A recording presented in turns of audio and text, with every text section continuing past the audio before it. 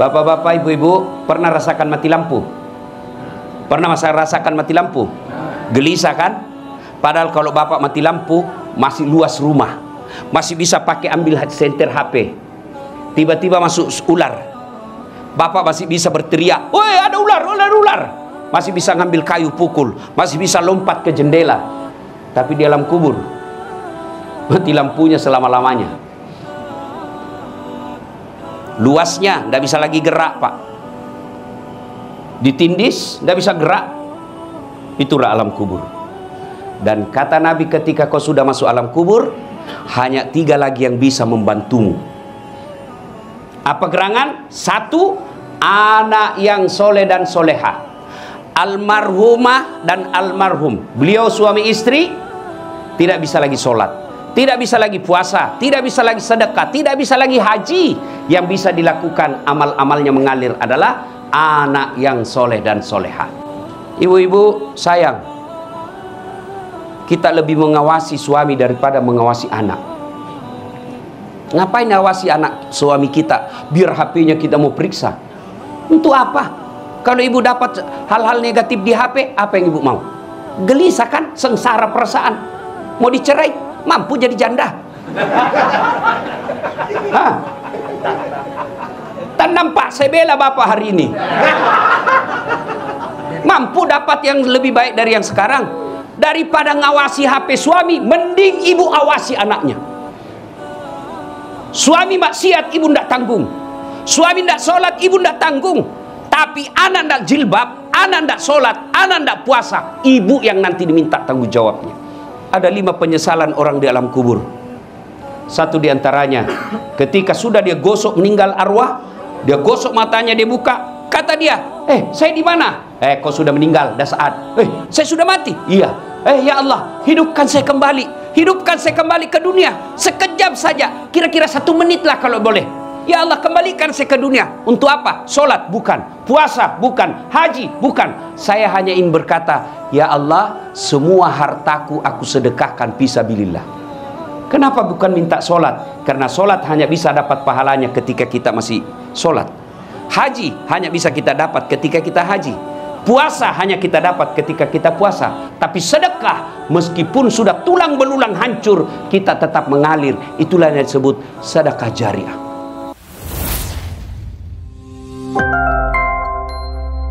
Sallu ala Nabi Muhammad.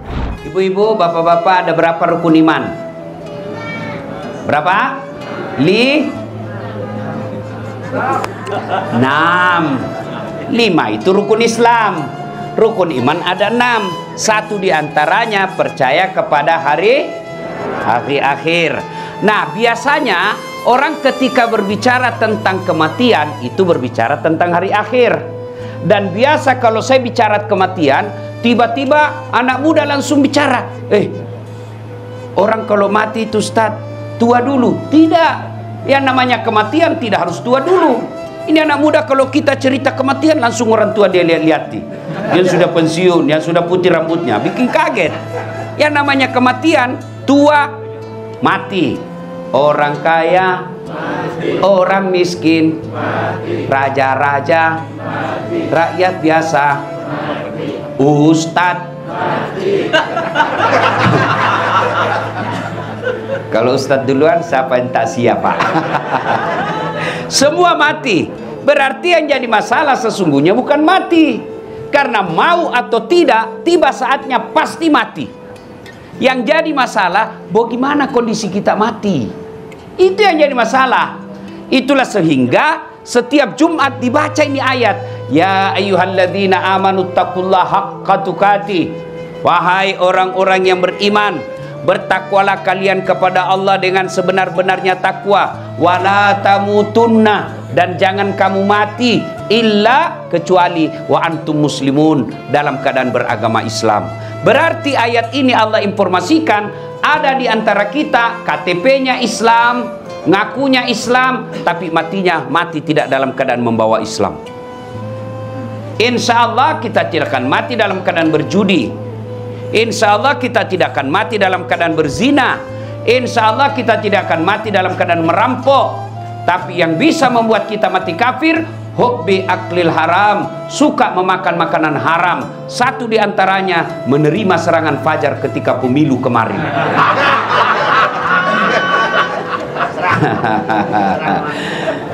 Ini betapa hancurnya moral bangsa kita, Pak.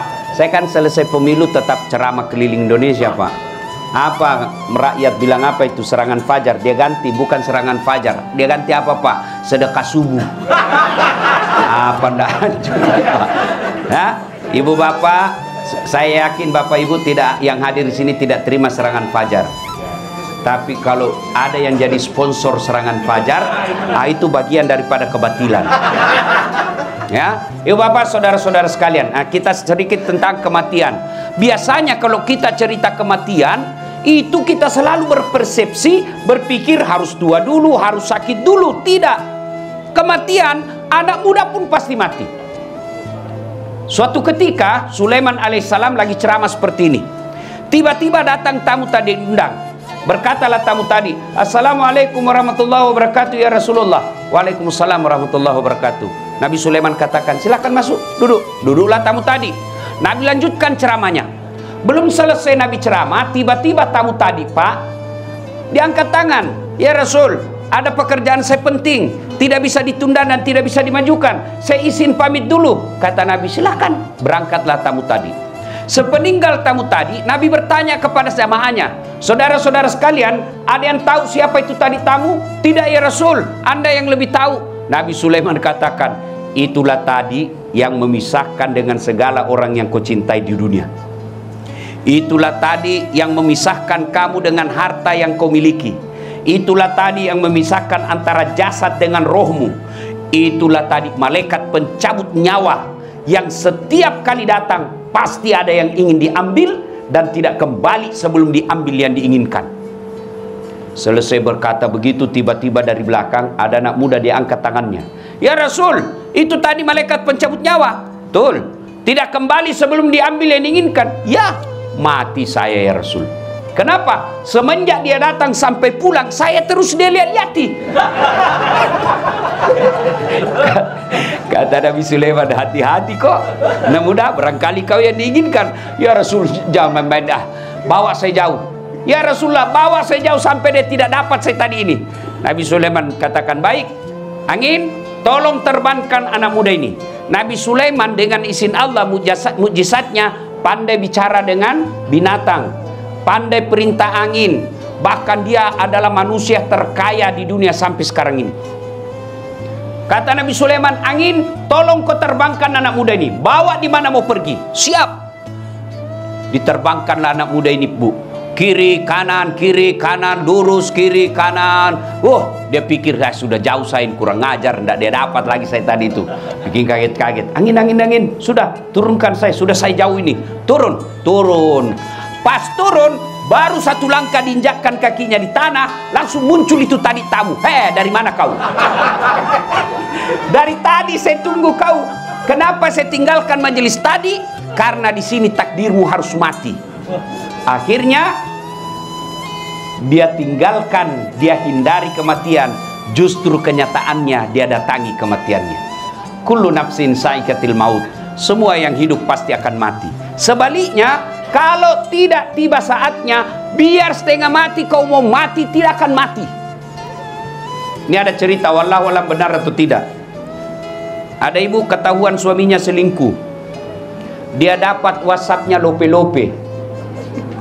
Sakit hatilah dia. Akhirnya dia mau bunuh diri. Dia ambil racun, dia masuk di kamarnya minum racun. Karena buru-buru takut didapat anaknya, dia buru-buru minum racun. Akhirnya lebih banyak masuk di hidungnya daripada mulutnya. Muntah-muntah, tidak jadi mati. 1 bulan kemudian ketahuan lagi suaminya selingkuh. Dia mau bunuh diri, lihat racun, bulan lalu gagal. Dia ambil pisau, Bu. Dia iris urat nadinya. Rencana bunuh diri, dia iris urat nadinya. Dia lupa ternyata pisau yang dipakai pisau tumpul. Tidak jadi lagi mati. 1 bulan kemudian bertengkar lagi sama suaminya. Dia mau bunuh diri.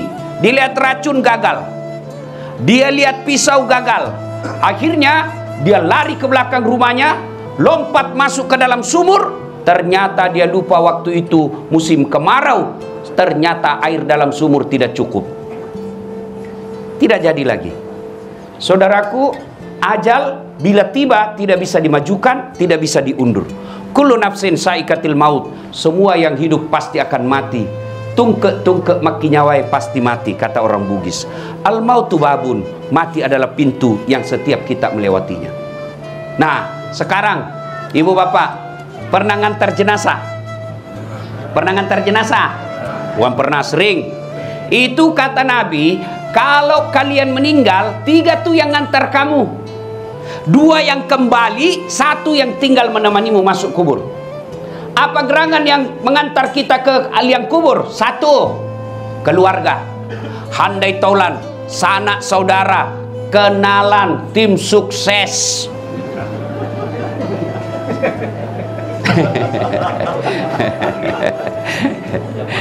Ya, jangan lihat Pak Lanyala.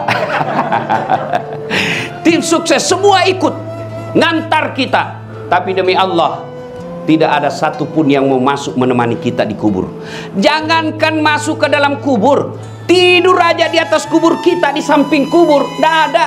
Percaya ibu, besok-besok ibu meninggal, jangan harap suamimu mau temani. Meskipun dulu dia bilang, kemanapun kau pergi aku akan mengikutimu, kita akan sehidup semati. Cerita pas meninggal kawin lagi, Bu. Sampai ada di Makassar komplain sama saya, Ustadz, itu jelek betul sifatnya tetanggaku. Kenapa lagi, Bu? Masa baru 3 bulan meninggal istrinya, belum lagi kering kuburnya, dia kawin lagi, Ustadz? Saya bilang, itu tetangga saya masih hidup, istrinya dia kawin. Iya toh? Masya Allah. Ada kawan saya, Pak Ketua DPD, kawan saya, waktu meninggal istrinya nangis, Bu. Ini kisah nyata, bengkak matanya. Dia bilang apa? Ustadz, rasanya tidak bisa lagi aku lanjutkan hidupku. Saya bisa sukses begini karena istri saya, Ustadz. Separuh jiwaku rasanya mau pergi. Wah, luar bengkak. Biasanya kan laki-laki paling nangis tapi tidak sampai bengkak matanya. Ini bengkak matanya, Pak. 3 bulan kemudian saya pergi jogging di pantai, di Losari. Saya jogging, ketemu saya sama dia. Tiba-tiba di sampingnya ada perempuan cantik, putih, masih muda, panjang rambutnya, tidak pakai jilbab. Saya senggol dia. Pak Haji, siapa itu Pak Haji? Dia bilang, Ustadz, yang baru. Sudahlah, kalau kita meninggal, Pak, keluarga tidak bakal ada yang mau menemani. Apalagi kawan kita. Jangan harap anak buah kita, malah dia doakan kita cepat mati supaya dia ganti. Coba, ada orang meninggal, ada kawannya, nggak usah temani di situ. Coba lihat saja grup WhatsApp kita. Bapak Ibu kan semua punya grup WhatsApp. Iya toh? Punya grup WhatsApp. Coba kalau ada yang meninggal, jangankan ketik doa, nulis doa, baca doa, enggak. Apa dia kirim? Stiker. Iya toh? Apa dia kirim? Innalillahi wa inna. Enggak, dia ketik itu doa, stiker, Pak. Begitu, sudah itu dia blokir kita punya nomor. Dia hapus, takut malam-malam ada WhatsApp nomor kita. Ayo. Teman, handai tolan, keluarga, tidak akan ada yang masuk menemani kita. Yang kedua, kata Nabi, harta. Almarhum suami istri, waktu meninggal seluruh harta keluar, mobil motor keluar ngantar, tapi demi Allah hanya 1 yang menemaninya masuk ke dalamnya. Apa itu? Kain kafan. Mulai dari yang paling kaya sampai yang paling miskin, kainnya sama, kain kafan.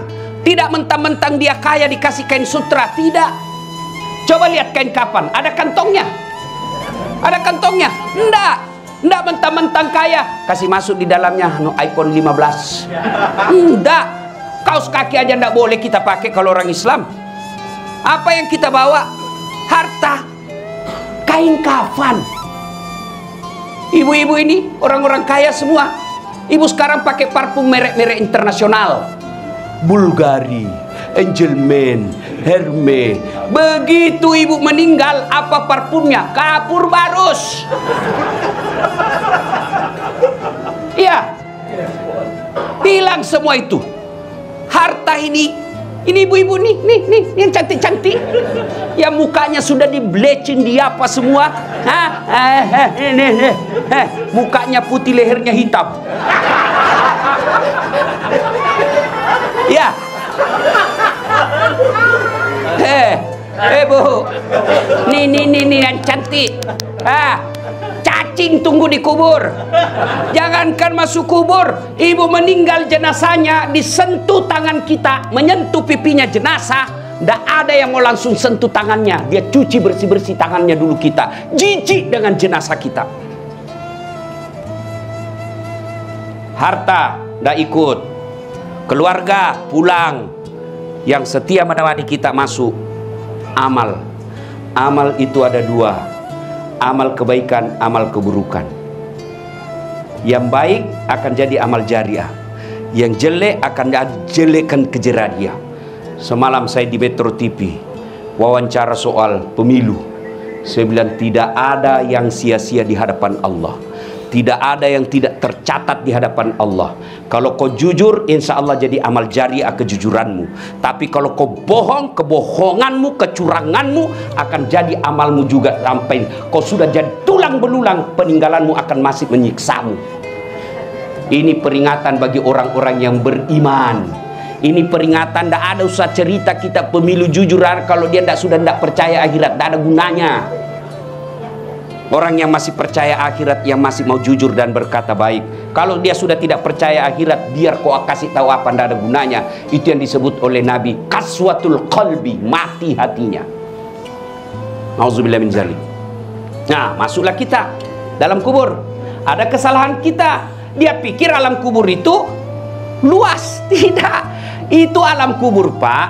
Kubur itu agak lebar. Barangkali 60 cm lebarnya, panjangnya 2 meter. Itu kubur.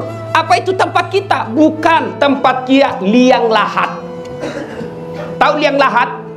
Di dalam kubur itu digali lagi sampingnya kan? Yang pas-pas dengan tubuh kita, tidak bisa gerak, tidak bisa apa-apain. Masuklah kita di situ. Jadi kalau ada orang jahat dunia, Pak, suruh lihat aja orang dimasukkan di kubur. Mau kemana? Kau pasti mati. Mau kemana? Pasti kamu mati. Itu dalam surah Yusuf itu dijelaskan. Silakan akhir-akhir surah Yusuf, Bapak buka. Bahasa Indonesianya begini, kurang lebih Allah katakan begini. Silakan lakukan apa yang kamu mau lakukan semau-maumu, karena kami pun menunggu kelakuanmu nanti di akhirat. Kita tunggu semua itu. Allah tunggu semua kelakuanmu itu. Maka kalau sudah masuk kubur, tidak ada, putus. Tidak bisa lagi kita sholat, tidak bisa lagi kita puasa. Masuklah kita dalam kubur. Bapak-bapak, ibu-ibu, pernah rasakan mati lampu? Pernah rasakan mati lampu? Gelisah kan? Padahal kalau bapak mati lampu, masih luas rumah, masih bisa pakai ambil senter HP. Tiba-tiba masuk ular, bapak masih bisa berteriak, "Woi, ada ular, ular!" Masih bisa ngambil kayu pukul, masih bisa lompat ke jendela. Tapi di dalam kubur, mati lampunya selama-lamanya. Luasnya tidak bisa lagi gerak, Pak. Ditindis tidak bisa gerak. Itulah alam kubur. Dan kata Nabi, ketika kau sudah masuk alam kubur, hanya 3 lagi yang bisa membantumu. Apa gerangan? 1, anak yang soleh dan soleha, almarhumah dan almarhum. Beliau suami istri tidak bisa lagi sholat, tidak bisa lagi puasa, tidak bisa lagi sedekah, tidak bisa lagi haji. Yang bisa dilakukan amal-amalnya mengalir adalah anak yang soleh dan soleha. Saya mau tanya ibu-ibu, bu, ibu, bisa ndak anaknya jadi anggota DPR tidak pernah nyalek? Bisa ndak? Ndak mungkin. Bisa ndak anak bapak ibu jadi dokter tidak pernah kuliah fakultas kedokteran? Ndak mungkin. Bisa ndak anak ibu bapak jadi tentara polisi tidak pernah daftar tentara polisi? Ndak mungkin. Tapi bisa ndak anak bapak ibu soleh dan soleha meskipun ndak dokter? Bisa enggak anak kita soleh dan soleha meskipun dia enggak pernah nyalek? Bisa. Itu pesannya, anak yang soleh dan soleha jauh lebih mudah daripada menjadikan anak kita doktor, insinyur, profesor. Tanya mereka yang sudah uzur. Apa mereka masih mengharapkan ruko? Apa mereka masih mengharapkan mobil mewah? Yang diharapkan anaknya ada di sampingnya. Sayang seribu sayang, orang tua sekarang lebih bangga kalau anaknya doktor, anaknya anggota DPR, tapi tidak malu kalau tidak pernah dilihat anaknya sholat berjamaah. Demi Allah Bu, ketika ibu wafat, anak yang diharapkan doakan kita. Teman jangan harap. Suami, mah kawin lagi. Saya kan didengar istri saya ceramah saya begini. Dia lihat ceramah saya di YouTube. Mamanya cek istri saya. Dia bilang, Ustadz, jadi kalau saya duluan meninggal, Ustadz mau kawin lagi. Saya bilang, sini kau sayang, kau duduk di sampingku, saya kasih dengar kau baik-baik. Jangankan kau meninggal, kau masih hidup saja saya selalu berpikir kawin lagi. Apalagi kalau kau sudah mati. Bukan karena saya takut, cuma kau lebih berani dari saya. Bapak, Ibu, saudara-saudara sekalian, kita tentu berharap ketika kita sudah di alam kubur, anak kita minimal setiap 5 waktu berdoa, Allahumma gfirli wali walidayya warhamhuma kama rabbayani shaghira. Sayang orang tua sekarang bangga kalau anaknya tahu bahasa Inggris, tapi dia tidak malu anaknya tidak tahu ngaji. Karena ada orang bilang, oh hebat betul itu Ustaz. Apalagi hebatnya anaknya Ustaz, masih SD kelas 3 lancar betul bahasa Inggris. Apa hebatnya itu? Banyak yang begitu Bu. Masa banyak Ustaz? Iya. Ibu coba ke Inggris. Anak-anak di sana Pak, baru belajar bahasa sudah bahasa Inggris Pak. Lalu apakah anakmu ketika pandai bahasa Inggris dia berdoa pakai bahasa Inggris nanti? Oh my God, please help me my mother. Enggak, dia tetap juga pakai bahasa Indonesia. Apa yang Bapak Ibu banggakan dengan anak yang tidak tahu sholat? Coba lihat anak-anak kita sekarang Pak, lebih respect sama cowoknya yang baru kenal 2 bulan daripada bapaknya yang sekolahkan dia. Mereka lebih sayang sama ceweknya daripada ibunya. Kalau ibunya yang telepon, nak, kau antar dulu mak, bapakmu ndak bisa, lagi banyak kerjaan. Apa kata? Wah, lagi sibuk mak. Sekali ceweknya, tunggu deh sebentar, 10 menit saya sampai. Apa yang kita harap dari anak seperti ini? Demi Allah, kita orang tua tidak berharap doktermu bawa ke sini, tapi kita berharap usia senjaku kau urus saya. Ibu-ibu sayang, kita lebih mengawasi suami daripada mengawasi anak. Ngapain awasi anak suami kita? Biar HP-nya kita mau periksa. Untuk apa?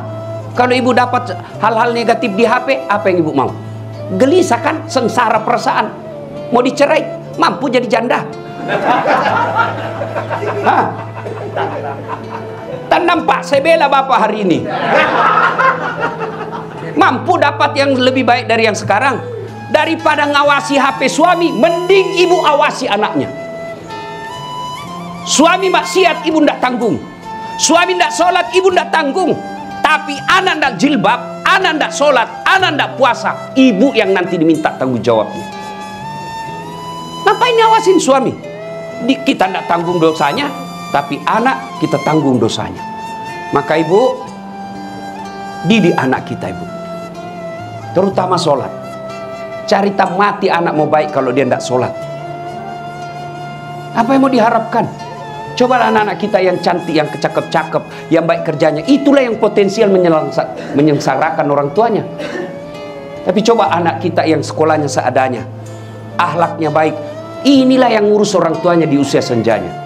Maka anak yang soleh dan soleha, itulah yang akan menolong orang tuanya ketika ada di kubur. Dia akan berdoa, Allahumma gfirli wali walidayya warhamhuma kama rabbayani shaghira. Ibu tidak usah cemas soal isi perut anak kita. Yang kita cemaskan kalau dia tidak tahu sholat. Ibu tidak usah cemas kalau rumahnya dia masih ngontrak-ngontrak. Yang kita perlu cemaskan adalah ketika dia sudah bersuami istri, tidak pernah berjamaah dan tidak pernah kita lihat ngaji. Alangkah bahagianya orang tua.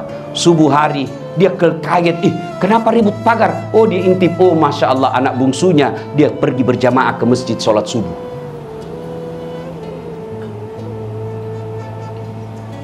Alangkah sengsaranya kita orang tua. Anak kita tengah malam baru datang. Siapa yang ngantar cowoknya? Jam 2 dini hari baru pulang. Apa yang ibu bapak harap dari anak seperti itu?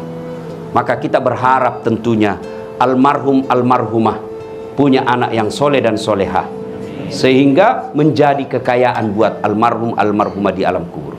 Yang kedua, yang bisa menolong kita, sedekatun jariah, sedekah. Ini ibu-ibu ini, ibu-ibu terhormat semua di dalam sini.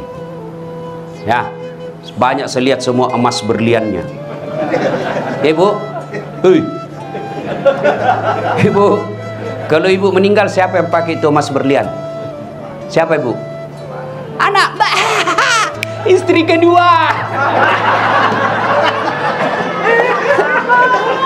Hancur ibu-ibu hari ini. Ayo, coba lihat. Ketika ibu meninggal, dikeluarin itu cincin. Nangislah suami. Ini cincin pernikahan kita dulu, ibu. Dia tarik, dia paksa keluar. Sudah itu dia cabut lagi gelangnya. Ini ulang tahun pernikahan kita dulu, ibu. Saya belikan kau di Dubai. Dia cabut lagi, kau punya kalung ini, bu, dulu.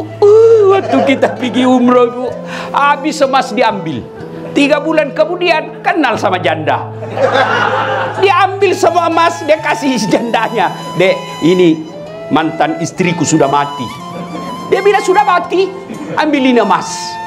Maka ibu, daripada dipakai istri kedua, mending ibu sedekah sekarang. Sedekah. Dan enaknya ibu-ibu seperti yang di dalam ini, yang kaya-kaya, ngapain pakai yang asli, bu? Lebih asli jual, jadikan masjid. Itu yang namanya pandai menyikapi harta. Apalagi kalau ibu sudah pakai 20 tahun, ngapain lama-lama? Orang juga sudah tahu ibu kaya. Itu enaknya jadi orang kaya, biar palsu. Masa palsu? Orang kaya itu. Iya toh? Beda kita orang miskin, sudah asli, di mana dia dapat? Ya, bu. Hei, bu, sedekah, sedekah. Dan demi Allah, tidak ada orang bangkrut gara-gara sedekah. Carikan saya orang yang bangkrut gara-gara sedekah. Saya tahu Pak Lanyala, sekampung kami orang Bugis. Salah satu sebabnya eksis sampai sekarang karena dermawan.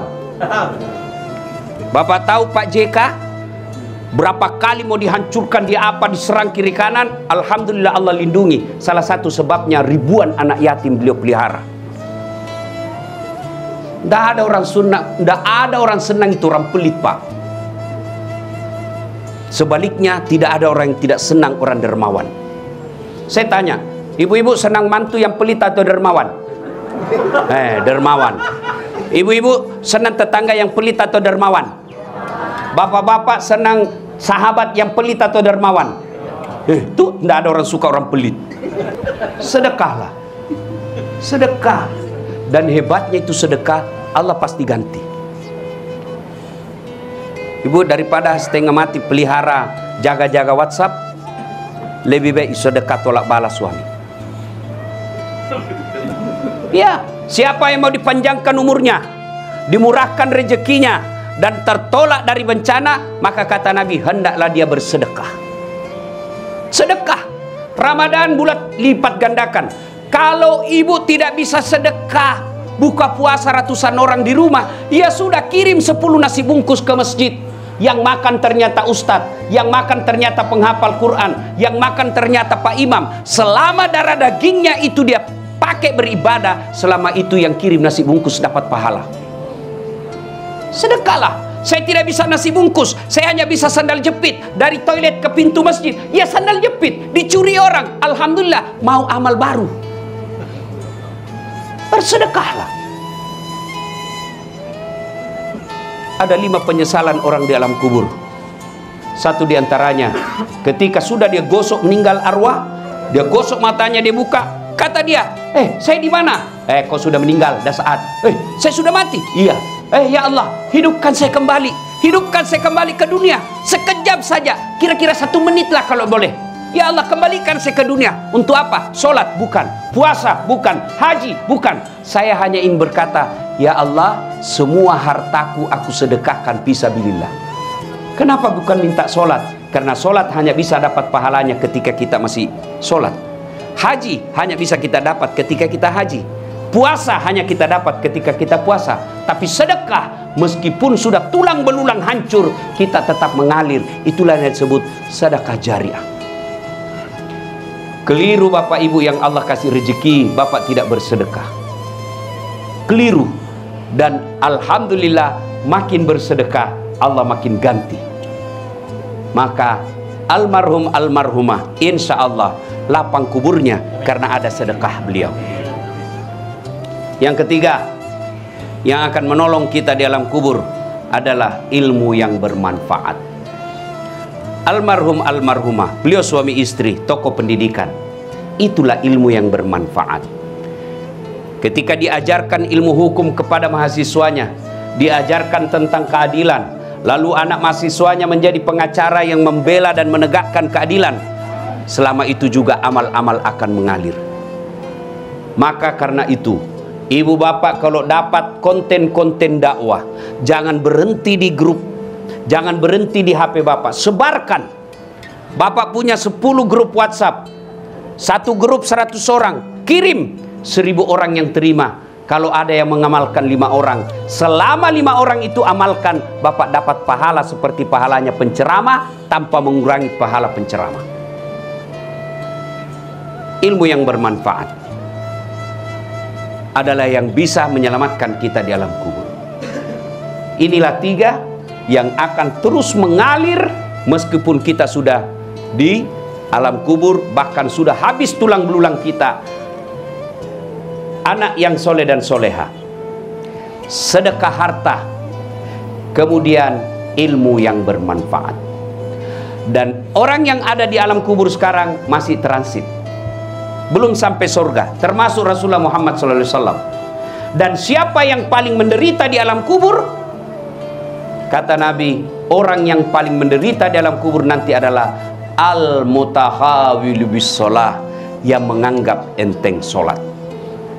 Saya mau tanya, bapak-bapak, kalau pergi merantau ke Sulawesi Selatan, ternyata bapak tidak nyaman di Sulawesi Selatan, ada pilihan?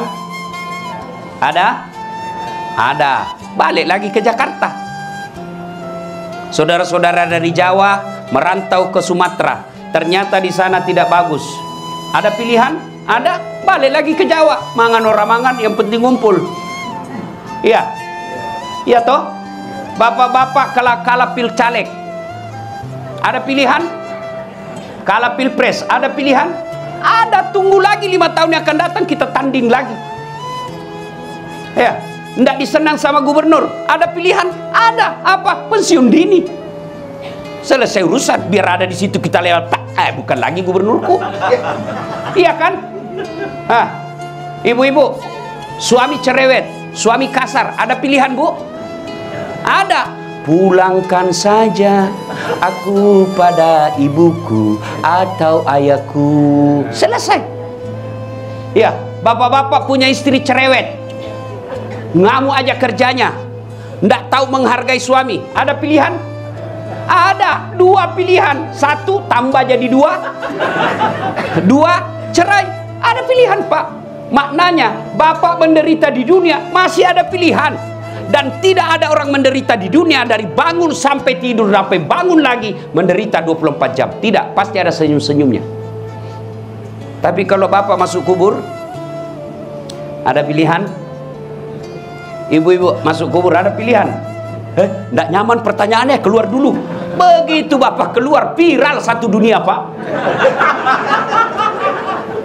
Ya. Dan siapa orang menderita di kubur? Al-mutahawil bis sholah, yang menganggap enteng sholat. Tidak ada gunanya ceramah hari ini kalau bapak ibu pulang masih lalai sholat. Mohon maaf, maafkan saya, maafkan saya. Pesan Nabi ketika akhir hayat, Pertama yang selalu diingatkan Nabi, jaga sholat kalian. Dan dikhususkan bagi perempuan. Kenapa? Karena pada kondisi dan keadaan tertentu, perempuan paling banyak melalaikan sholatnya. Kapan Ustadz? Ada pengantin. Coba perempuan kalau ada pengantin, bukan cuma uang dia sumbang, sholatnya juga disumbangkan. Ya kan? Diundang jam 11, ke salon jam 8. Sudah itu mukanya sudah penuh dempul. Ya kan? Tiba duhur, kata suaminya, Bu, saya sudah jualkan kau sawah di kampung supaya bisa haji. Ini kau sudah haji tidak sholat, kau bisa sholat. Apa kata istrinya? Kau sadar, Pak? Saya sadar, ini saya suruh kau sholat. Kau sadar, Pak? Kau udah lihat ini mikapku 700.000 ini di salon. Oh, haula wala quwata illa billah. Lebih disayang mikapnya daripada sholatnya. Tahu enggak hukuman orang tidak sholat? Buka surah Al-Hajj ayat 47. Satu kali meninggalkan sholat, Allah hukum 1 hari di neraka. Al-Quran surah Al-Hajj 47. Berapa yang namanya 1 hari di neraka? 1000 tahun dunia.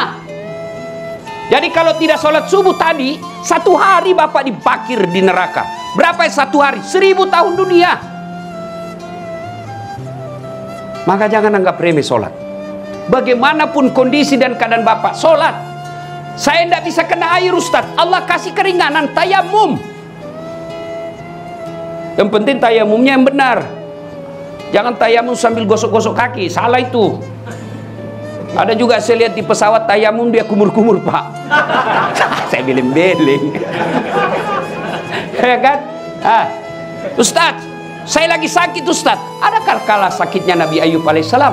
Tapi beliau tetap sujud beribadah kepada Allah. Kita baru sariawan, tidak sholat. Kalau sariawan dia sholat, sariawan lah. Ayo.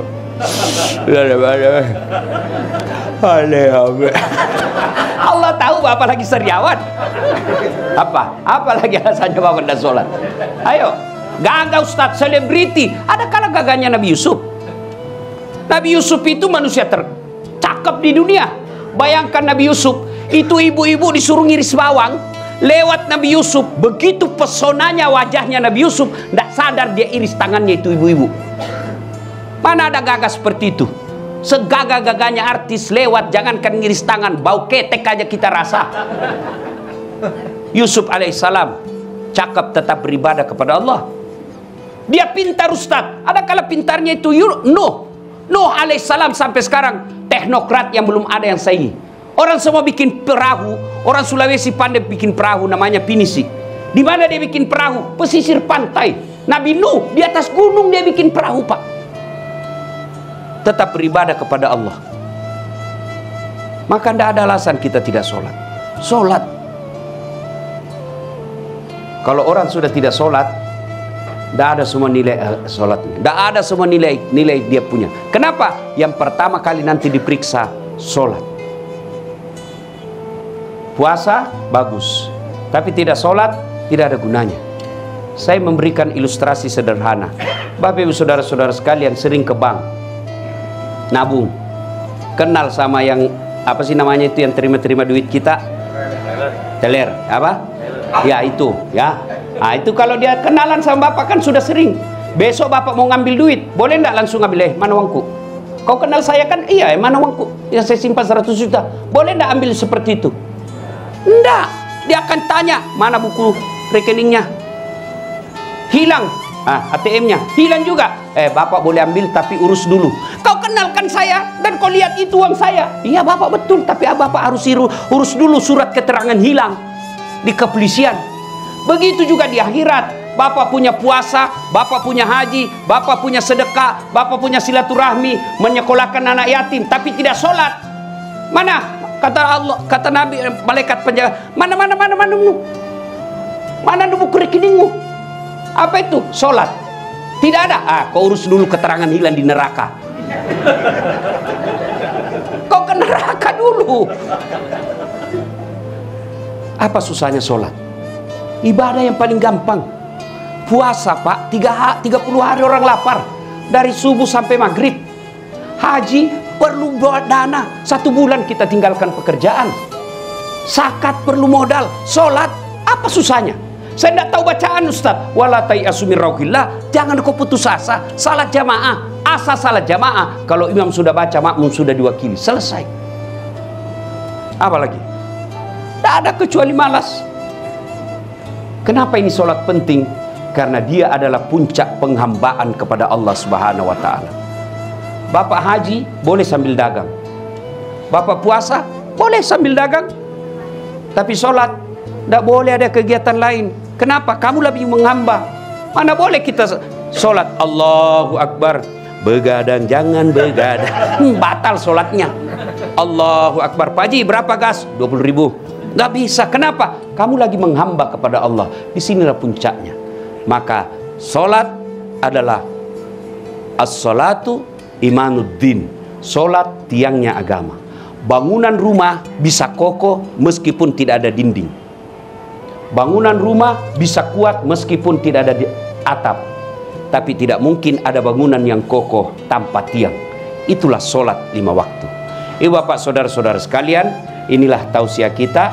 Pada akhirnya kullu nafsin sa'iqatil maut. Semua yang hidup pasti akan mati. Al mautu babun, mati adalah pintu yang setiap kita pasti melewatinya. Tidak usah panjang kita ingat ceramah saya pada malam ini. Cukup sebelum kita tidur tanya diri kita masing-masing, kematian adalah sesuatu yang pasti. Sudah siapkah saya menghadapi kematian? Dan apa bekal dalam menghadapi kematian? Sebaik-baik bekal adalah takwa, diantaranya sholat 5 waktu. Mari kita akhiri dakwah kita ini dengan mengirimkan suratul Fatihah kepada Rasulullah Muhammad SAW. Khasiat dan keutamannya kita ikhlaskan untuk almarhumah Profesor Dr. Haja Yuyun Muslim Tahir SH. Ila hadratin Nabi Mustafa Muhammad SAW. Al-Fatihah. Sallu ala Nabi Muhammad. Assalamualaikum warahmatullahi wabarakatuh.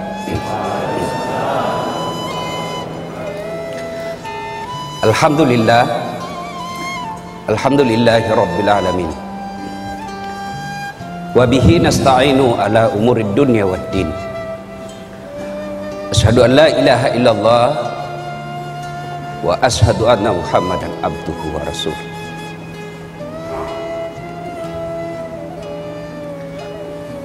Allahumma salli ala sayyidina Muhammad wa ala alihi wa sahbihi ajmain.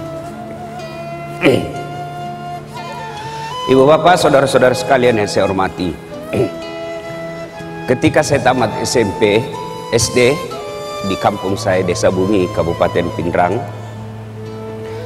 saya datang ke orang tua saya, bapak saya bilang, Pak, melok ke sekolah agama. Saya mau sekolah agama. Saya mau sekolah di pesantren. Waktu itu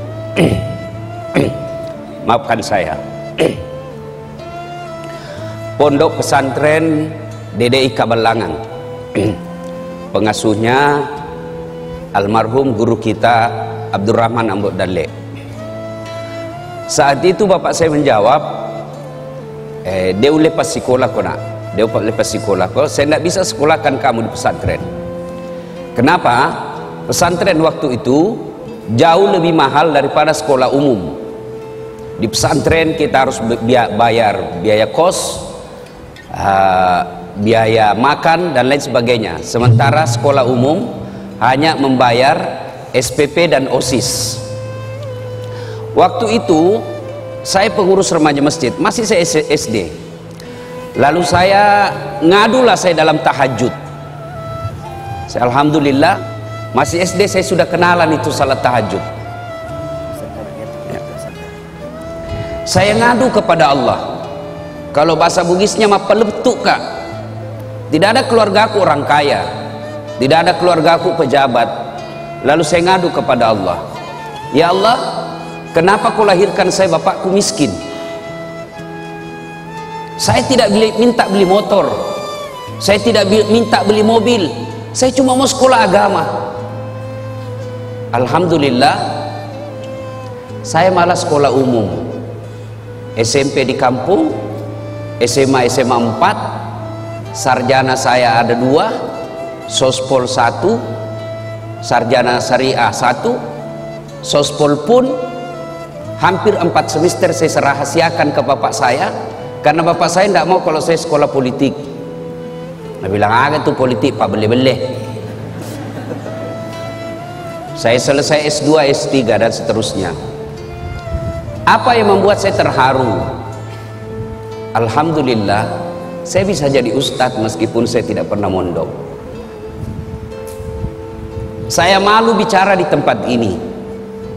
Di sini kumpulan orang-orang soleh, ada guru-guru kita.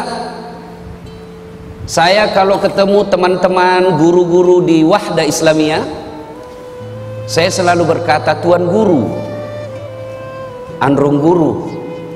Kenapa? Disitulah pusat-pusat orang punya ilmu. Saya ini hanya pandai menyebarkan ilmu. Sumber ilmu saya dari teman-teman saya di Wahda.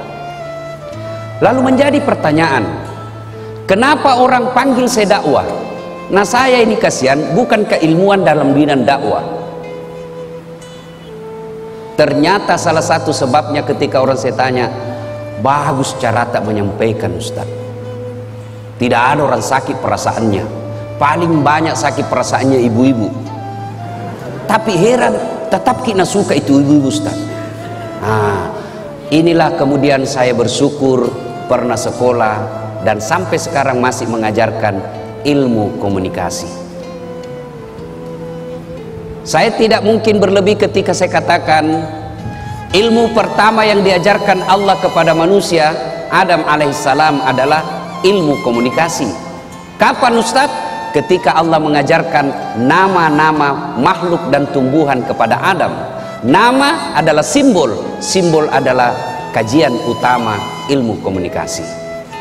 Bapak, saudara-saudara sekalian yang saya hormati.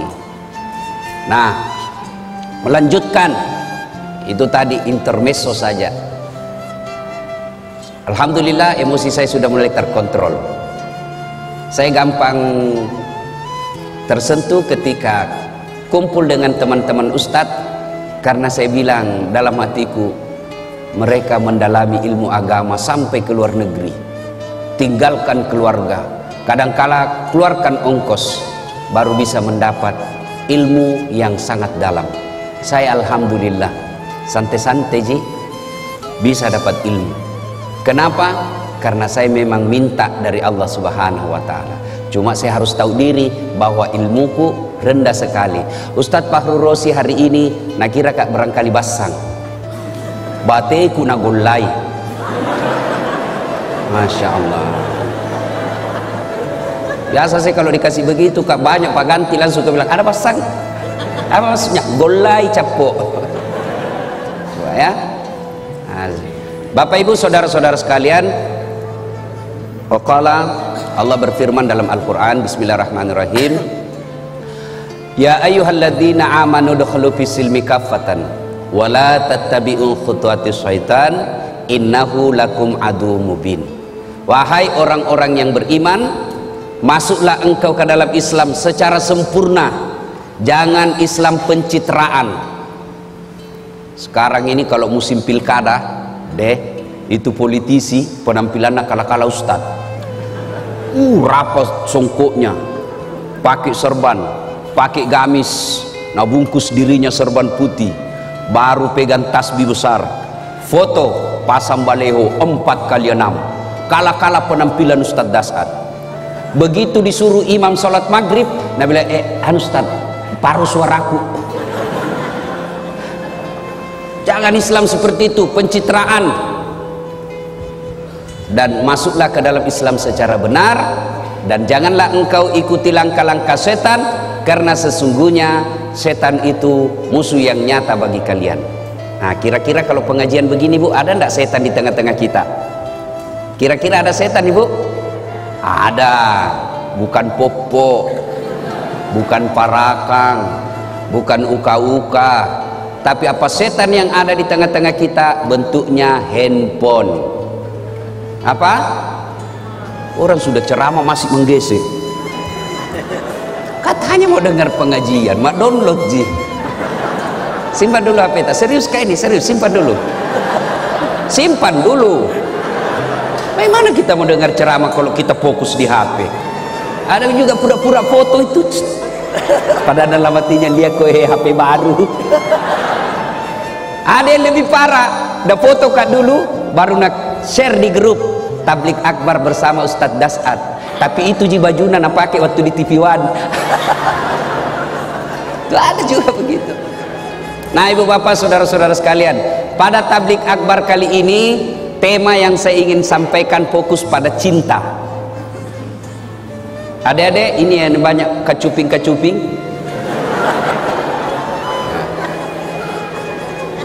Ini adik-adik percayalah, semua penyakit kita ingin cepat sembuh. Mau penyakit kusta, sakit kepala, sakit gigi, sakit utang, semua kita ingin cepat sembuh. Satu-satunya penyakit yang kita tidak mau sembuh adalah penyakit jatuh cinta. Inilah penyakit jatuh cinta, nggak mau kalau sembuh, maunya kita jatuh cinta selamanya. Nah, bicara tentang cinta saya tidak mau ceramah, saya hanya ingin menyampaikan kisah-kisah bagaimana cinta, dakwah dengan cinta. Satu, adik-adik pernah, saudara-saudara, bapak ibu pernah dengar kisah Rasulullah Sallallahu Alaihi Wasallam di Taif. Rasulullah mendapat tekanan di Mekah, mendapat hinaan, mendapat cemoohan, teror secara fisik, teror secara mental. Fisiknya dilempari, mentalnya diludahi, rumahnya dipasangi duri. Lalu siapa yang lakukan itu? Bukan orang lain. Siapa? Keluarganya sendiri. Siapa? Abu Lahab. Tahu itu Abu Lahab deh? Tahu ke Abu Lahab? Tahu? Sepuh satu kali saudarana bapakna Nabi. Bahasa Perancisnya Amurena Nabita. Perancis itu Pare-Pare dan sekitarnya.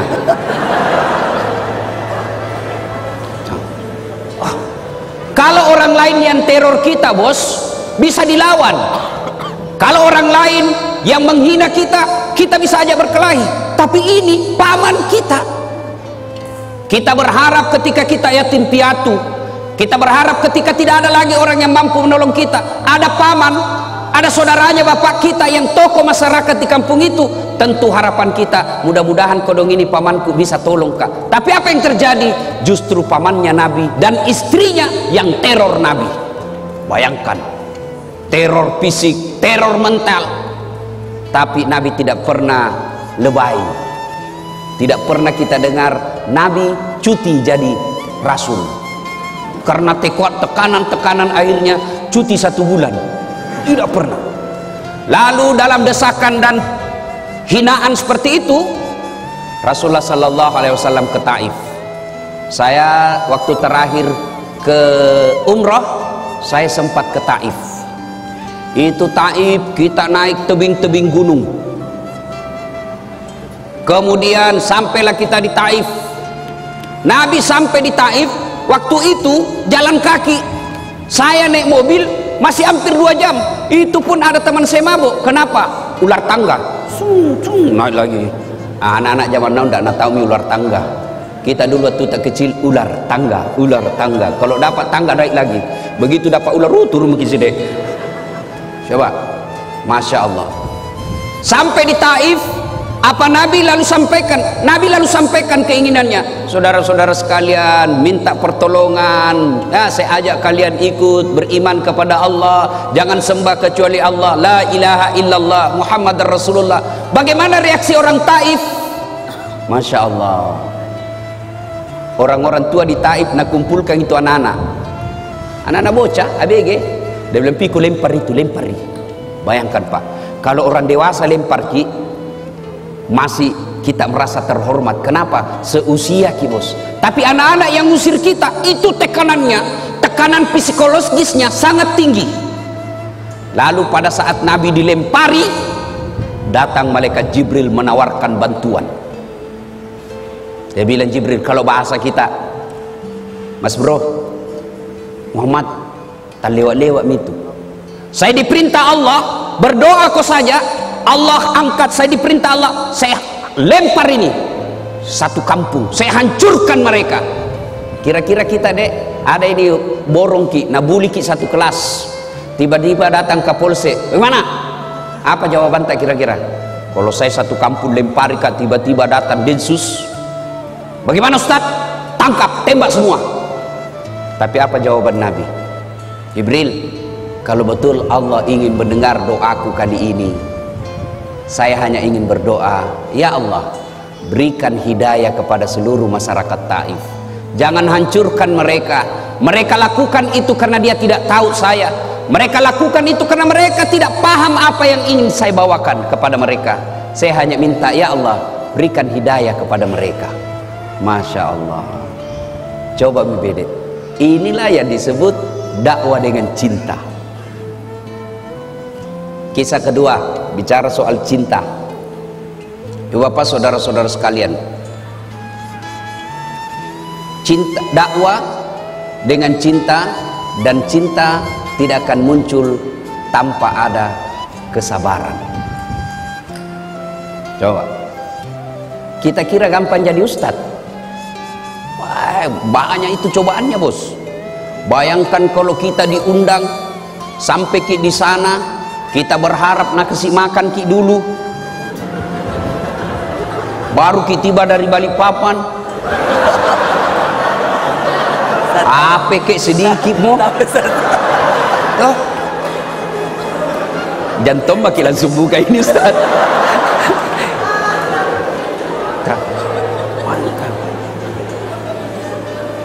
Coba, tidak gampang jadi Ustaz. Belum lagi saya pernah diundang ke Pulau Kijang. Pulau Kijang Sumatera, Riau, tapi pedalaman. Waktu nak telepon kak, Assalamualaikum Ustaz. Waalaikumsalam. Betul Ustaz Dasat, betul sekali. Kenapa ki? Kami ini orang Bugis yang ada di tanah Sumatera, Pulau Kijang. Oh, ringkas kisah, merenung ki kasih Ustaz loma ceramah ke Kampota. Bugis. Oh, jago ini orang Bugis ini. Ya, jadi saya minta tolong jelaskan bagaimana ke sana. Dia bilang, Ustaz, naik pesawat dulu ke Jakarta, dari Jakarta kemudian ke Jambi, dari Jambi menyeberang speed ke Pulau Kijang. Saya bilang, berapa lama naik speed? Kira sampai 2 jam Ustaz. Pulau samanya di Kalimantan ini. Oke lah. Begitu saya sudah naik di speed, ternyata bukan speed, apa? Katinting. Bilang, itu speed itu kan yang cepat. Ini katinting. Tok. Hatiku bilang, mulai mak jengkel di situ, mulai mak jengkel. Sudah. Tanam-tanam mak, astagfirullah. Saya lihat jamku, 1 jam lebih, astagfirullah. Begitu 2 jam, belum sampai.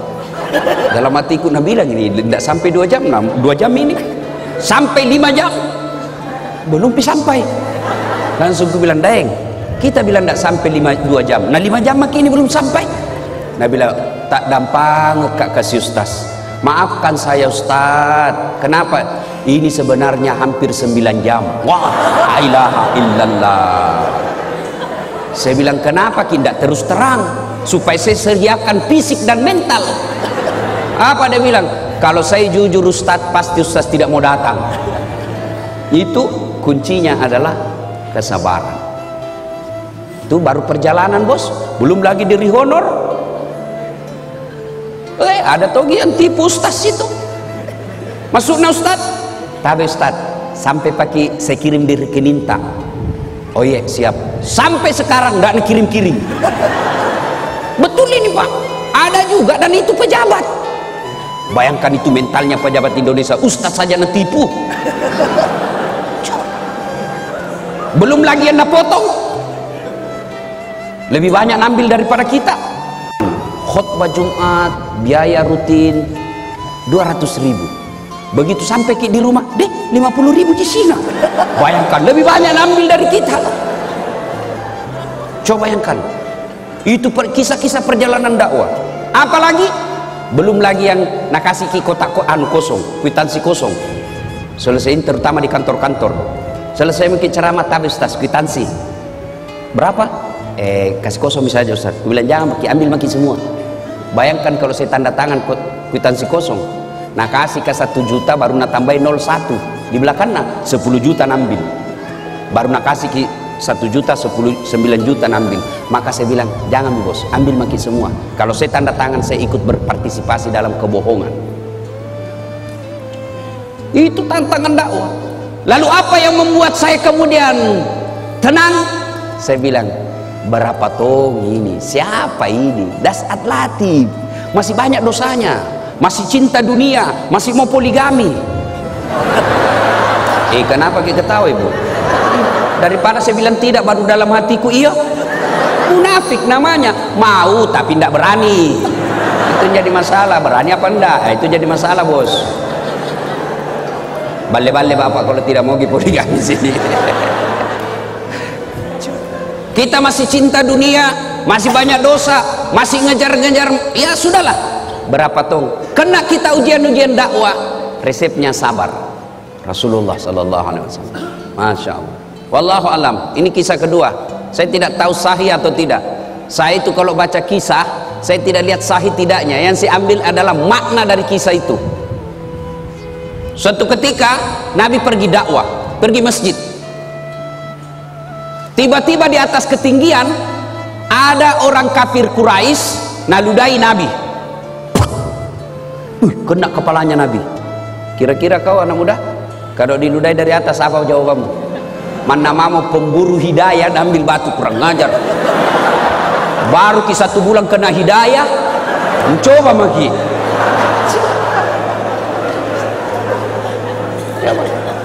Nabi begitu diludai, Nabi lihat ke atas dan senyum. Apa dia bilang? Bos, salah tempat ludahmu. Kepala aku nak kena, tapi tidak apa-apa ji. Fish. Lewat lagi besok Nabi. Di tempat yang sama, waktu yang sama, ditunggui memang gini, diludai lagi.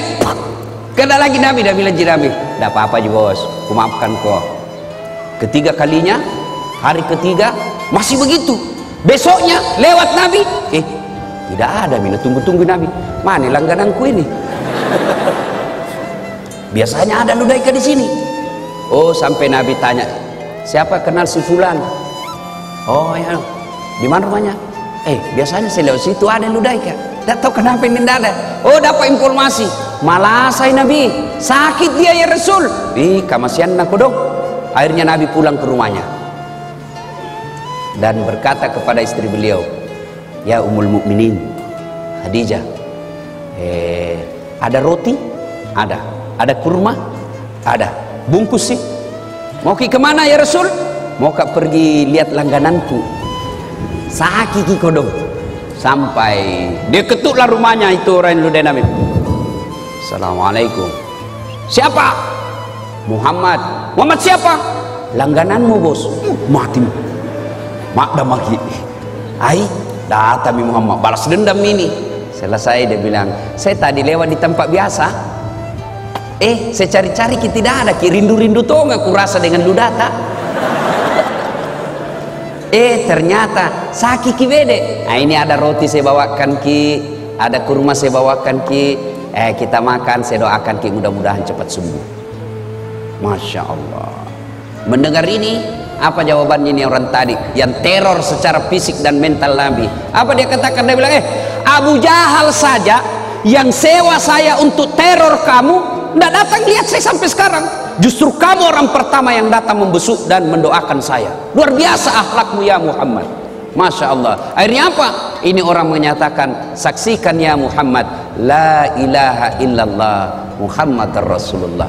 Tiada Tuhan selain Allah dan Muhammad adalah utusan Allah.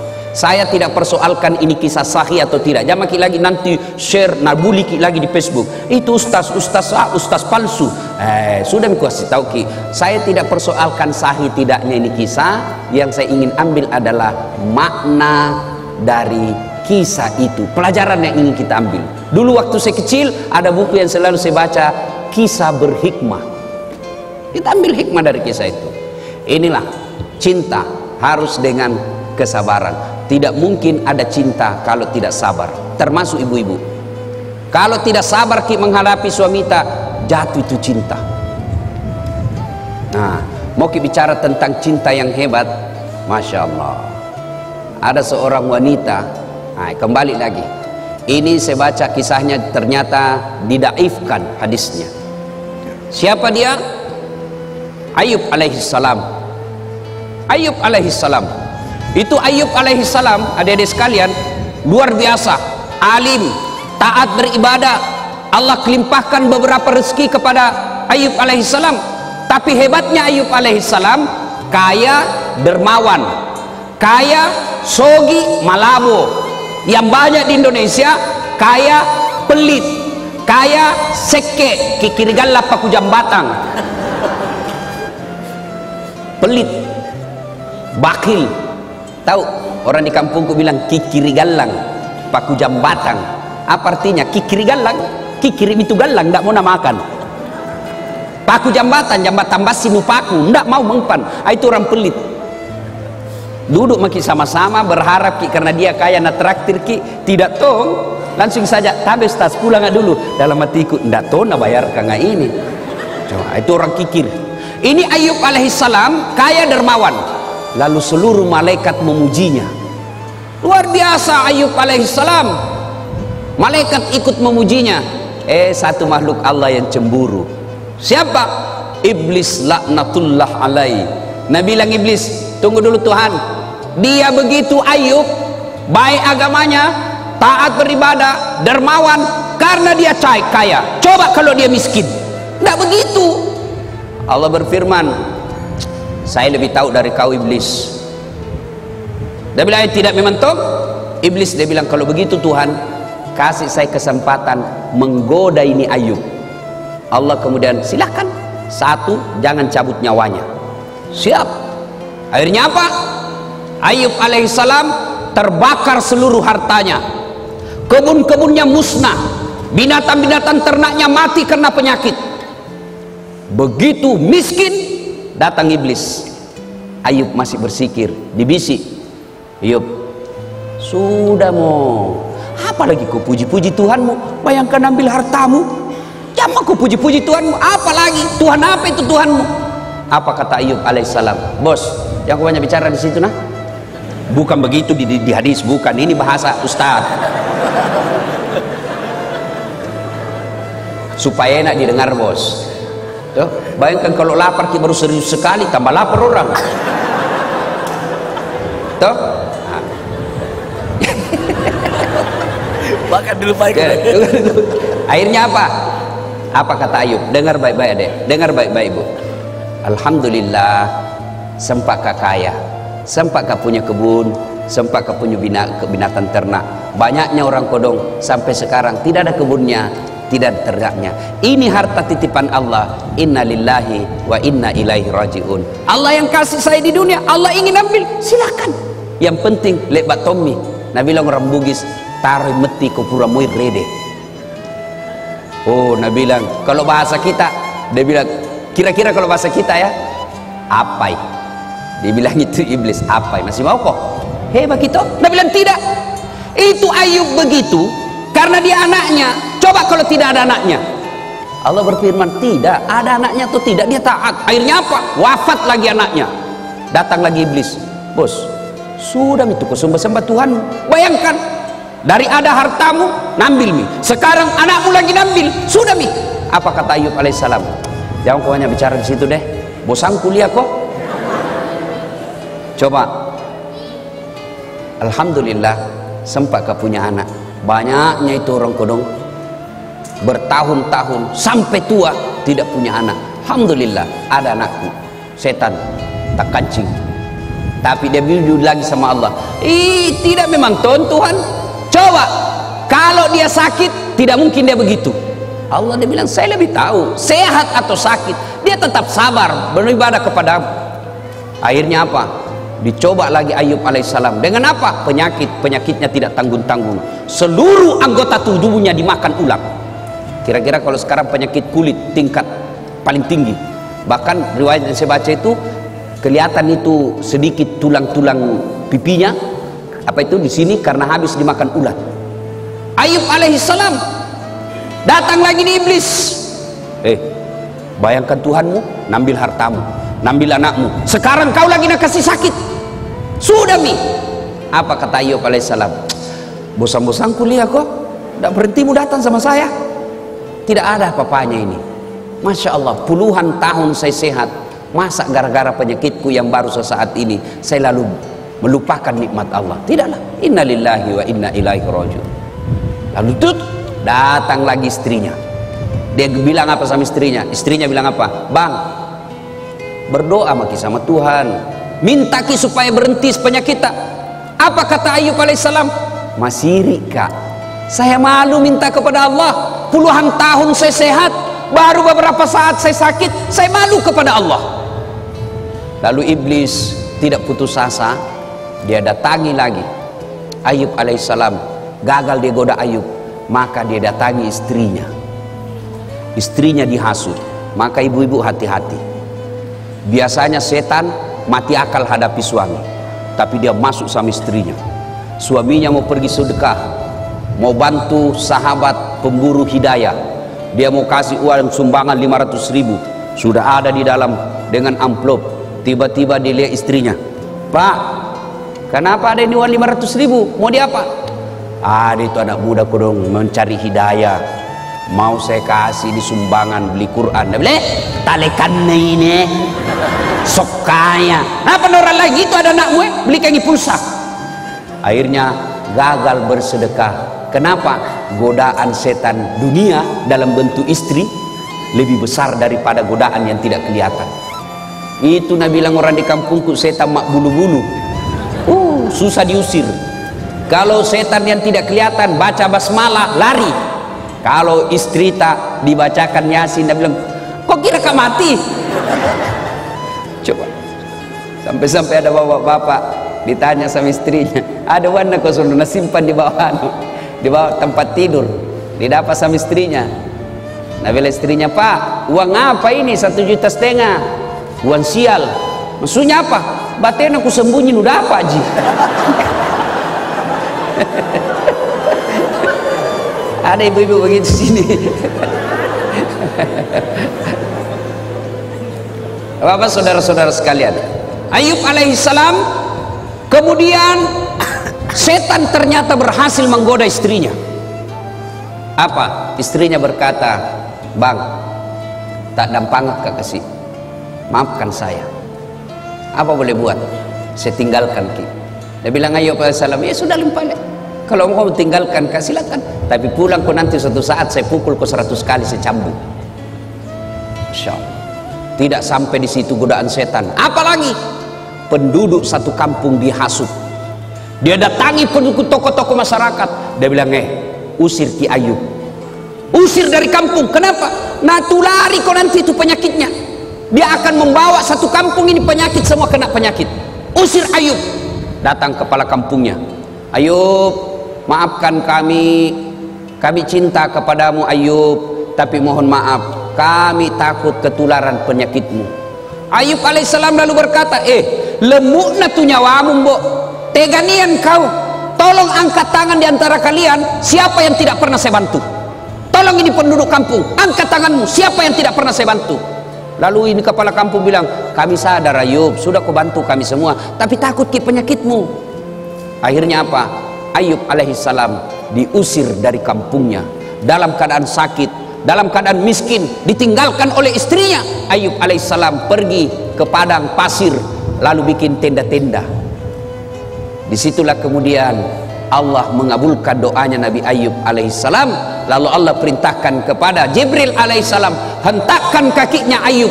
Dia hentakkan pasir, lalu keluar air, lalu ditutuplah air itu dengan pakaiannya Ayub. Lalu pakaian itu yang penuh air digosokkan ke seluruh tubuhnya, sembuh Ayub alaihissalam. Ini kekuatan kesabaran. Kalau ini dimiliki dalam dakwah, aman. Kita kira itu pergi menceramah semua orang senang. Tidak. Ada juga iblis.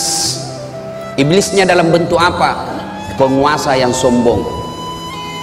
Iblisnya dalam bentuk apa? Orang kaya yang takabur. Penguasa dalam bentuk apa? Godaan-godaan dunia. Maka solusinya adalah kesabaran. Dan kesabaran itu akan melahirkan cinta. Tanpa kesabaran tidak mungkin ada rasa cinta. Nah, aplikasinya sekarang, ayo, kalau kita cinta dalam dakwah, jangan menyalahkan dan menakut-nakuti orang. Saya tidak tahu Ustadz ini kisah sahih atau tidak, tapi saya selalu bilang, saya ambil hikmahnya saja. Suatu ketika datanglah pemuda menghadap kepada Nabi Muhammad SAW. Ya Rasulullah, saya ini tukang judi, saya ini tukang mabuk, saya pezina, apa saya boleh masuk Islam? Dia bilang, Nabi, boleh ji, alhamdulillah. Tapi saya tukang judi, saya pemabuk, saya pezina. Dia bilang, Nabi, tidak apa-apa ji. Satu, mau kau janji sama saya? Apa ya Rasul? Kau janji sama saya tidak pernah bohong, alias jujur kau. Dalam hatinya deh, gampang aja.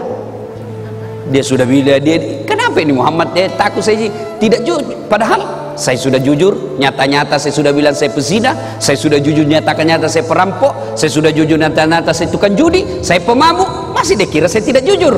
Baik ya Rasul, saya jujur. Oke, syahadat. Syahadatlah anak muda ini. Setelah itu waktu demi waktu berjalan, timbul kebiasaannya lagi. Dia mau berzina, dia cewek cantik mau berzina, tiba-tiba dalam hatinya, saya sudah Islam, nanti kalau saya ketemu Nabi, apa ku bilang dik? Kau sudah Islam? Iya. Kau berzina? Kalau saya bilang berzina, tidak enakku, Islam baru berzina. Kalau saya bilang tidak, berarti bohong kak. Akhirnya apa? Batal berzina. Selang lagi beberapa saat mau berjudi lagi, saya sudah Islam, saya ditanya Nabi masih judi kah? Tidak enak. Kalau saya bilang tidak, bagaimana? Berarti saya bohong. Akhirnya apa? Batal lagi judi. Mau mabuk, begitu lagi. Seterusnya dan seterusnya dan seterusnya. Lalu dia datang kepada Nabi, ya Muhammad, luar biasa. Luar biasa kau ya Muhammad. Betul satu yang ku minta, tapi itu intinya. Coba kalau Nabi langsung katakan, tidak boleh. Pezina tidak boleh masuk Islam. Maka dia tidak masuk Islam pada saat itu. Tidak. Lalu kita belajar lagi Al-Quran. Coba lihat Al-Quran. Ketika mengharamkan khamar, ballo, vodka, whisky, Jennifer, Donald, topi miring, apalagi itu lempox. Sekarang lempox itu yang bahaya dan murah. Sekarang ada di Makassar, ada tong komunitasnya. Apa? Komunitas pemuda bernapas dalam kaleng. Hancur juga ini anak muda ini. Lempox na campur lem tikus. Apa nak bilang cemen lumen. Masa baru satu botol teler mako itu teman tak tahu aja gona sampai masuk di got. Anak muda sekarang malu dibilang kampungan. Saya dulu waktu sekolah, kalau anak-anak sudah bilang, sudah saat sini kau. Jangan deh, saya jauh-jauh dari kampung muka sekolah baik-baik. Nah bilang kampungan deh ini. Aku bilang biar mi bos, daripada kau tidak ada kampungmu. Nah, coba kita lihat pelajari itu ayat tentang khamar. Ketika Allah haramkan khamar, kan tidak langsung. Pada saat itu orang-orang Arab kafir jahiliyah waktu itu bukan cuma dia minum itu khamar, dia mandi. Dia mandi itu khamar. Begitu hobinya dengan khamar. Turun ayat. Ayat pertama tentang khamar. Apa? Disentuh dulu akalnya. Khamar itu ada manfaatnya, juga ada buruknya. Tapi ketahuilah keburukannya jauh lebih besar daripada kebaikannya. Ini peringatan bagi orang-orang yang berpikir. Mulai berpikir, oh ya tahu ada baiknya, tapi lebih banyak jahat keburukannya. Akhirnya mulai jalan pikirannya. Lama-lama turun ayat kedua. La taqrabus salata wa antum sukhara. Jangan kau dekati khamar ketika kau dalam keadaan mabuk. Artinya apa? Yang tadinya orang Islam sudah masuk Islam, yang tadinya orang kafir masuk Islam, 5 kali sehari semalam sholat, artinya 5 kali tidak boleh mabuk. Maknanya dalam sehari makin jauh dia dari khamar. Lama-lama turun ponis terakhir, keputusan akhir. Innamal khamru rijsun min amali syaitan. Sesungguhnya khamar rijsun, bapak moyangnya dosa, min amali syaitan, perbuatan syaitan. Jauhi agar kamu termasuk orang-orang beruntung. Nah ini, jadi kalau ini kita pakai berarti dakwah itu harus bertahap. Ya kira-kira kalau anak muda gaul baru datang sama kita, Ustadz bagaimana pacaran? Boleh, Betul ke Ustaz? Betul, yang penting yang ku ketemu. Iya Ustaz, iya yang penting pacaran syar'i. Maksudnya yang ku ketemu, SMS saja. Sudah itu datang lagi, mulai dilihat jauh jarak. Dek, apa gunanya itu pacar-pacaran? Kasih habis pulsa, bikin pikiranmu mumet, bikin hayalanmu berdosa. Sudah jangan saja. Lebih baik kau langsung lamar. Tapi tidak ada pekerjaanku. Rezeki bukan soal kerjaan, rezeki itu Allah yang ngatur. Tidakkah dalam Quran mengatakan satu orang menikah tambah lagi satu orang menikah maka dua rezekinya, 1 tambah 1 menjadi 2. Jangan aku putus asa. Sudah itu. Coba kalau baru datang yang tadinya hobi pacaran, mana pacaran? Haram. Dede, jangan ikut pengajian deh, saking haram. Ada orang pulang pengajian, saya tanya, bagaimana? Tidak mau ikut pengajian Ustaz. Apa? Dede itu Ustaz saya sangi neraka na cerita. Pemala-mala. Coba kalau yang tetangga datang ke gedung apa? Menyentuh doa, kamu berdosa, Tuhan ingin mengampuni, puji haleluya. Habis lagi dosanya. Datang saja, habis lagi dosanya. Kita khutbah Jumat sangi neraka, bakar, dibanting, ditusukkan tahu, dipijit lehermu. Nabi anak muda dede pemalak-malak. Dede coba ya. Nah ibu bapak saudara-saudara sekalian, terlalu banyak saya bicara, nanti terlalu banyak salahnya. Nanti kalau ada salah Ustadz Fahrul Rosi yang akan meluruskannya. Demikian pada intinya Rasulullah berhasil menyampaikan dakwah dan sampai kepada kita ajaran-ajaran Islam ini karena disampaikan dengan cinta. Kalau kita berdakwah dengan cinta, maka insya Allah tidak ada yang menjadi musuh kita. Ya, salah boleh kita berbeda pendapat, Dek, boleh. Saya itu sepanjang perjalanan jadi dai, saya tidak senang membahas masalah khilafiyah, ikhtilaf, perbedaan pendapat ulama. Saya tidak senang. Lebih baik saya senang bahas itu bagaimana itu nak muda mau datang di masjid berjamaah, bagaimana itu orang kaya mau bangun masjid, bagaimana ibu-ibu ini diajari anaknya pakai aurat, tutup aurat. Soal bagaimana Nabi dakwah takbir, saya tidak terlalu tertarik. Ada yang begini Ustaz, ada yang begini Ustaz, ada yang begini. Mana cocok semua, yang mana tidak cocok, yang tidak angkat tangannya. Begitu saja ya. Saya dalam ini boleh kita berbeda, boleh.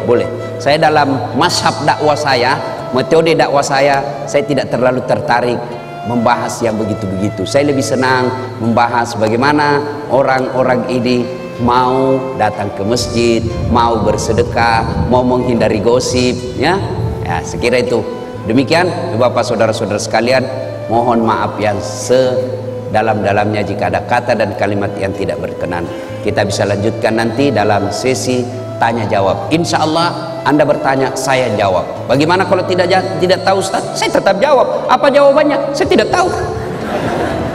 Masa saya mau tahu semua, bukan nggak saya kamus. Cukup Ustaz? Alhamdulillah ya. Demikian, mudah-mudahan ada manfaat. Lebih dan kurangnya mohon dimaafkan. Assalamualaikum warahmatullahi wabarakatuh.